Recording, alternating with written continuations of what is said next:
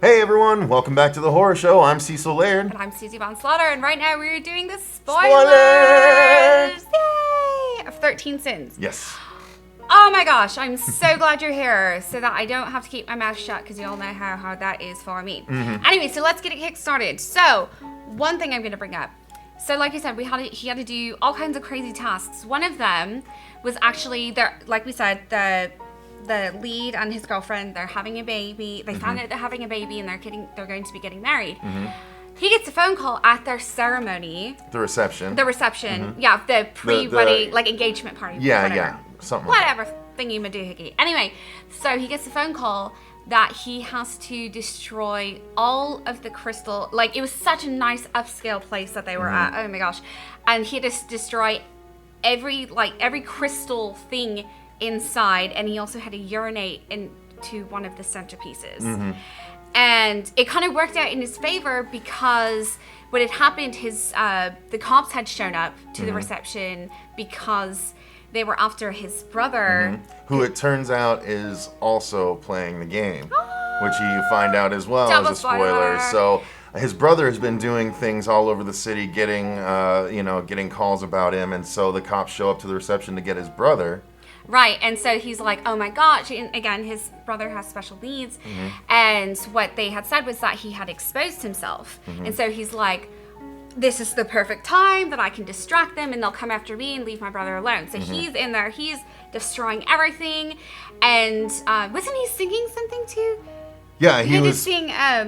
He had to sing a song that they picked out. I can't remember exactly what it was. He had to sing a song while he was doing it, and successfully, he went off and he did everything. Starts throwing all the silver, all the crystal, and shattering everything. And the girl's family, they're like, "What are you doing?" And the girl too, she's mortified. Yeah. Well, luckily a lot of them had been cleared out, but some of the close family was still there, and the cops are watching him, and they're like, "Sir, stop!" And he's basically just doing it and runs off essentially, and he gets away with it. So it's funny, there's a lot of things that he does that you can't believe he's getting away with. I alluded to a corpse earlier in the regular review, and basically the task there is he has to take a corpse down to a coffee shop and get a cup of coffee in front of the corpse by a certain time, like within 5 minutes or something. And so he gets gets the corpse down there, and he tries to order a cup of coffee, but the waitress is being really annoying and asking a lot of questions and all this stuff. And so he orders it, and then a bunch of cops walk in. Yeah, that is great. Yeah, and so they sit down and they order cups of coffee, and they come right away. And he still hasn't gotten his coffee, so what does he end up doing, Susie? What he actually ends up doing is he reaches back and takes one of the cups of coffee from the cops and slams it on the table just in time. And the cops are like, what the fuck? And they stand up, they're like, is there a problem? And he stands up and they're not looking at the corpse yet, but he stands up and they're like, do we have a problem, sir? We need to go outside and talk. And luckily he spots a flask on the table. And he's like, is that a flask? And they're like, sir, and he's like, that's a violation of this. Trying to divert it away, oh no, that's not, that's no concern to you. Yeah, exactly. But he ends up using it and getting out of the situation. So he gets out of all these situations. And again, that's a perfect example again as to why he's getting all this confidence. He's getting super cocky, and he's just like, oh my god. He walks out of there almost skipping. It's hilarious. Dude brought a dead guy into a diner. Coffee shop diner. Yeah. And stood up to all these cops. That's pretty good stuff. But anyway, that wasn't even the spoiler I was planning on talking about. I was planning on talking about the one having to do with the clothesline, Susie. So at one point, this is where the special effects, or the CG kind of blended with the practical. I thought it would be cool, absolutely. But basically, he gets sort of tricked into helping this old Mexican lady put up her clothesline, and he doesn't realize that it puts up a clothesline across the street, and this group of bikers are... This clothesline is what is that made out of? It's made out of like razor wire. Yeah, razor steel wire, whatever it is, but he hangs it up. Well, the clothesline that he hangs up is not made of that, but it's attached to a clothesline, or the steel line that goes across the street. That's right. And so he realizes it, but unfortunately, not quite in time. And so the motorcycle gang basically just rushes right through, and it's right at neck level, and all of their heads, and some of the girls have their arms up like this, and so they lose their arms at their forearm, and it's just It's pretty awesome. If you guys like 13 Ghost Ship, the beginning of Ghost Ship with the line that slices through everyone, it's very reminiscent of that. It's great. Again, I'm not a huge fan of CG, but it was really well done. I thought it was really awesome. Totally got my fix. So tell them about what's leading into the final spoiler for the episode. So, the final spoiler, it gets to the end, he's at his final task, and he goes to his father's. He goes to his father's. Well, he goes back to his father's place where... Right. And the last challenge is that he has to kill a family member.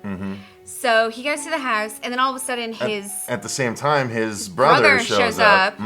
And he's acting really, really strange, and they didn't understand. He's just like, what's going on? And all of a sudden, everything clicks. Like the showing himself in public to a young child, he would never do. But for some reason, he's just like, oh my God, like you're in this game. But huge fucking game changer. Your brain's gonna explode because I know mine did. His fucking dad won the game. Yeah, his dad basically says, I was always hoping you guys would try and assert yourselves somehow or something like that. And right, he actually killed their mother. Yeah, because the reason they're all together and the reason their lives crumbled years ago is because their mom died in a car accident. And basically right here, the father reveals that he used to have a fortune, but somehow it was squandered away and everything like that. Right, and the way he got the fortune was he was playing the game, and the last thing was to kill his wife. And so after they hear that, they're like, oh, this motherfucker's gonna go. Like, this is easy, you know what I mean? But then they start to kind of fight, like, well, the mentally disabled one, he's just like, oh, I want to do it, Well, a little bit, and then ultimately our main character says, just go in the other room, I'll take care of this. And so the brother goes in the other room and is like peeking through the door, and the father says, well, I didn't do much for you guys, but I can do this. I can keep you from winning the game. And he reaches up and he slices his own throat. And he fucking kills himself. Kills himself so that they don't have a choice. They can't kill the father to earn the fortune or whatever. Right, but... Unfortunately, they still have Task 13, and if they don't achieve Task 13, then they have to face all the consequences of the cops and everything. Right, from what they've done up to this point. Because they're still caught. Like, everything that they had done, the public indecency, the destruction of property, everything that they had done up to this point, they said that everything will go away if you complete the task. If you don't, you're gonna go to fucking prison. So either way, if you don't do it, there's going to be consequences. So once the dad's dead, the brother comes back in the room and they have a tussle, and they end up getting at each other. The special needs brother stabs our main character, who I believe he shot. I can't remember if he shot or stabbed, but either way, he takes out his brother. He shot his brother. Shot his brother. Okay. Killed him. Yeah.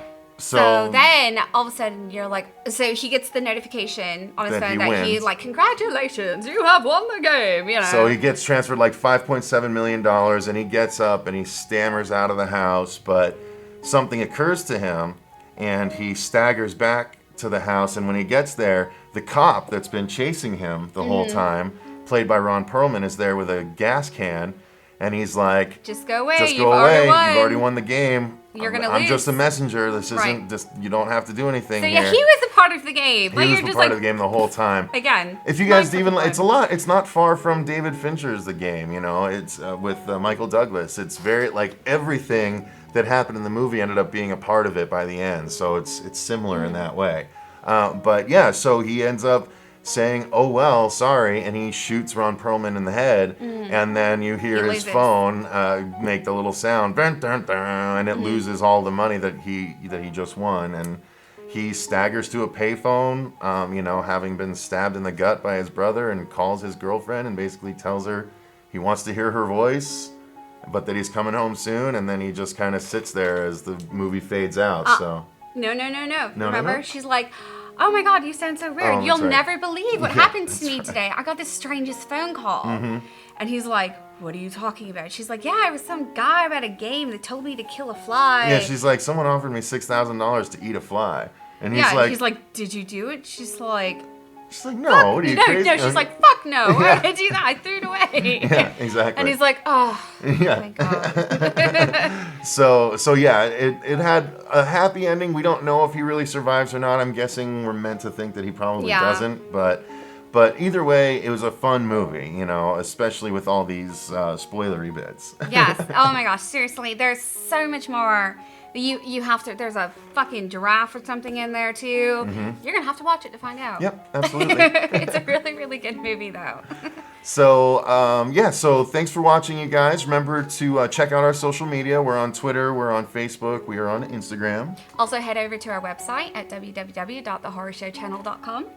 And why don't you go ahead and in the comments below, since this one ended with brother-on-brother violence, Cain on Abel kind of thing, why don't you let us know what your favorite family skirmish is in a horror movie? Yeah. Alrighty. So thanks for watching, and remember, stay scared.